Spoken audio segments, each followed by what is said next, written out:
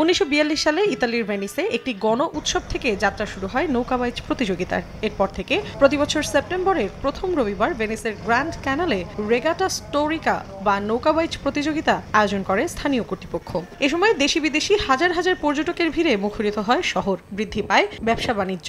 এতে খুশি স্থানীয় ও প্রবাসী বাংলাদেশিরা। আমি জাপান থেকে এসেছি। ভেনিসের নৌকাবাইচ অনেক সুন্দর এবং ঐতিহাসিক। আমি উৎসবটিকে ভীষণ উপভোগ করছি। আমি এখানে নৌকাবাইচ দেখতে এসেছি। অসাধারণ কিছু মুহূর্ত যা স্বপ্নের মতো মনে হয়। ঐতিহাসিক উৎসব আর চমৎকার আবহাওয়া আমাকে আরো বেশি মুগ্ধ করেছে। সবাইকে বলবো ভেনিসে এসে নৌকাবাইচ উপভোগ করার জন্য। নৌকাবাইচ উৎসবের ফেস্টার কারণে এখানে ব্যবসা বাণিজ্য ভালো হয়। প্রতি বছর নৌ প্রতিযোগিতার আয়োজনে নৌকা চালানোর দারুণ দক্ষতা বৃদ্ধি পায় ভেনিসিয়ানদের। অনুষ্ঠানটি এতটাই মনোমুগ্ধকর ও আকর্ষণীয় এবং ঐতিহাসিক যে ফ্রান্সের সম্রাট নেপোলিয়ন বোনাপার্ট নিজ খরচে 2 বার ঐতিহাসিক নৌকাবাইচ আয়োজন করেন।